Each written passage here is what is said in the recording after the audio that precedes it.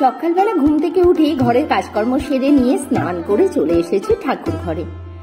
গপুকে স্নান করাতে হবে তো, আর এগুলো হচ্ছে গপুর সাজ সরঞ্জাম রয়েছে। আর গপুকে স্নান করাচ্ছে কে? গপুর দিদি। হ্যাঁ, গপুর দিদির ওপর দায়িত্ব পড়েছে গপুকে স্নান করিয়ে দেওয়ার। ও স্নান করিয়ে দিয়েছে আর গপুকে সাজুগুজু করিয়ে দিলাম আমি। কেমন লাগছে আমার গপুর সাজুগুজু, এটা কিন্তু অবশ্যই বলো।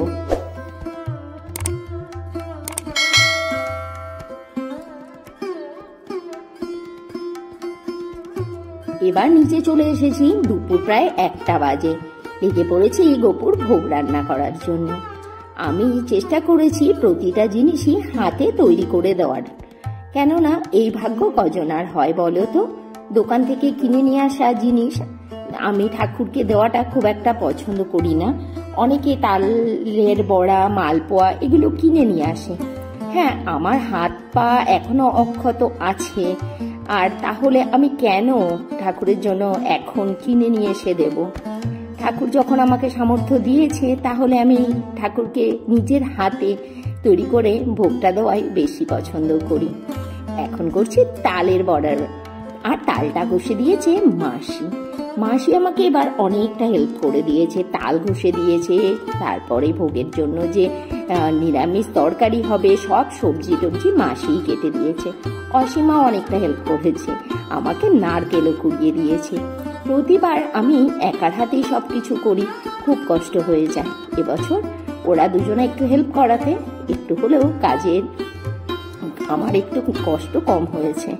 আর তোমাদের দাদা ভাই, ও তো অফিসে, আর ও থাকলেও অনেকটা হেল্প করে দেয়।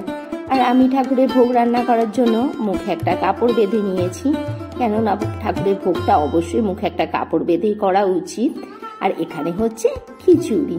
তো ছেলের খুব ইচ্ছা ছিল পোলাও যেন ঠাকুরকে দেওয়া হয়, পোলাও আর আলুর দম, কিন্তু তোমাদের দাদা ভাই বললো না, পোলাও আর আলুর দম নয়, ঠাকুরের পুজোতে খিচুড়ি আর লাবড়াটাই খুব ভালো লাগে।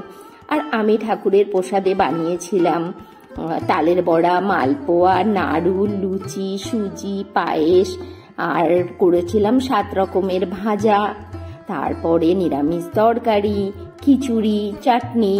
এইগুলো তো সব আমি হাতে তৈরি করে দিয়েছিলাম। আর বাদ বাকি দই, মিষ্টি, ক্ষীর এইগুলো সব আমি কিনে নিয়ে এসেছিলাম। আর অবশ্যই গপুর প্রিয় ক্যাডবেরি বিস্কিট, ফ্রুটি, আইসক্রিম এগুলো দিতে ভুলি কি করে বলো তো, এগুলোও দিয়েছিলাম। ও অবশ্যই বাটার ছিল, মানে মাখন মিশ্রি, এটা তো অবশ্যই গপুকে দিতে হবে না। গপুর যত প্রিয় ভোগের জিনিসগুলো আছে সেগুলো আমি সবই দেওয়ার চেষ্টা করেছি। আর আমি এদিকে এখন রেডি হয়ে নিয়েছি শাড়ি পরে। আর এই যে শাড়িটা দেখছো না, এই শাড়িটা আমাকে আমার দিদি দিয়েছে। দিদির বাড়ি যখন পুজোতে গেছিলাম, বলেছিল পরে তুই পুজোর কাজ করিস। আর দিদি ভিডিও কলে দেখেছে আমি শাড়িটা পরে ঠাকুরের কাজ করছি। দিদি খুব খুশি হয়েছে, বলছে খুব সুন্দর লাগছে তোকে শাড়িটা পরে দেখতে, একদম যেন মা লক্ষ্মীর মতো। জানি না বাবা মা লক্ষ্মী কিনা, আজকালকার দিনে আবার মা লক্ষ্মী হলে তো চলবে না, মা কালী হতে হবে, নইলে বেঁচে থাকা যে বড় দুষ্কর। আমি ঠাকুরের ভোগে তুলসী পাতাগুলো সব দিয়ে দিচ্ছি। ঠাকুরের ভোগে তো তুলসী পাতাটা অবশ্যই দিতে হবে, এটা তো তোমরা জানো। ও আর একটা কথা, আমি চিড়ে ভোগও দিয়েছিলাম। আর গপুর প্রিয় লাড্ডুটা দিতেও কিন্তু ভুলিনি। তোমাদের দাদা ভাইও অফিস থেকে চলে এসেছে, এসে স্নান করতে গেছে। আর শ্বশুর মশাই, শাশুড়ি মা, অনেক লোকজন এসেছিল। সত্যি বলতে এবার আমার বাড়িতে পুজোতে খুব আনন্দ হয়েছিল, অনেক লোকজন এসেছিল। আমি আশাও করিনি যে এত লোকজন আসবে। এখন প্রায় সন্ধ্যে 7টা বাজে, আমার গোছানো কমপ্লিট হয়ে গেছে। পুরোহিত মশাই আসবেন 8টা সাড়ে 8টার দিকে। আর এদিকে বাড়ি ভর্তি লোকজন সবাই চলে এসেছে। আর আমারও খুব ভালো লাগছিল যে বাড়িতে এত লোকজন এসেছে। আর আমার আত্মীয় স্বজন, বন্ধু বান্ধব, বাড়িতে যেন আমার একদম আনন্দর বন্যা বয়ে যাচ্ছিল, চাঁদের হাট বসেছিল। আর সবাই যেহেতু আমাকে ভীষণ ভালোবাসে, আর প্রত্যেকেই দেখতে চাইছিল যে আমি কিভাবে গপুর বার্থডে সেলিব্রেশন করি। আর ভিডিওটা অনেক লেটে দিচ্ছি, যেহেতু আমার এডিটিং হয়েছিল না। তোমরা তো জানোই আমি একটু চাপের মধ্যে রয়েছি, তোমাদের দাদা ভাই চলে গেছে। আর ওই ভিডিও তোমরা পাবে, কবে পাবে সেটা বলতে পারছি না, কারণ না যেহেতু এই মুহূর্তে আমার মন মানসিকতা একদমই ঠিক নেই। আমি ভিডিও ঠিক মতো এডিটও করতে পারছি না, কোনো কাজে মন বসাতে পারছি না। হ্যাঁ জানি সময় সব কিছুরই ওষুধ দিয়ে দেবে, সময়ের সাথে সাথে সবই অভ্যাস হয়ে যাবে, তবুও কষ্ট তো হয় বলো।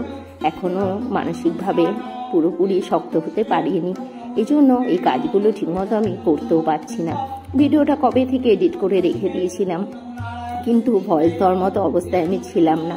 ভাবলাম না, আজকে ভিডিওর ভয়েসটা আমি দিয়েই দিই, আর ভিডিওটা তোমাদেরকে দিয়ে দিই আর কি, পোস্ট করে দিই আর কি। ঠাকুরমশাই এসে কি বলছে জানো, বলছে আমার আত্মাটা জুড়িয়ে গেল, চোখ জুড়িয়ে গেল, কত সুন্দর করে তুমি সব কিছু গুছিয়ে নিয়েছো। আর এই যে আমার বান্ধবী দুজনা, এরা তো অবশ্যই আসবে, আর বাড়ি ভর্তি লোকজন, সত্যি খুব ভালো লাগছিল। আমি ভাবিনি যে আমার বাড়ির পুজোতে এবার এত লোকজন আসবে। আমার বাড়ির গোপাল কিন্তু আমি কিনিনি, আমার মাসির ঘরের গোপাল মাসি আমাকে দিয়ে দিয়েছে, আর বলেছে তোর কাছে গপু খুব ভালো থাকবে। আর এই নিয়ে 2 বছর হলো গপুর জন্মদিন আমি করছি, গত বছরই মাসি আমাকে গপু দিয়েছে। আমার বাড়ির পুজো খুব ভালোভাবে সম্পন্ন হয়েছিল, পুজো শেষ হতে হতে প্রায় রাত 10:30 বেজে গেছিল। আর আমার গপুরই হয়তো ইচ্ছে ছিল আমার বাড়ির পুজোটা এত সুন্দরভাবে ও নেবে। চলো আজকে ব্লগটা এখানেই শেষ করছি। সবাই খুব ভালো থেকো, সুস্থ থেকো, সাবধানে থেকো। দেখা হচ্ছে আবার নতুন আরো একটি ব্লগ সঙ্গে করে নিয়ে।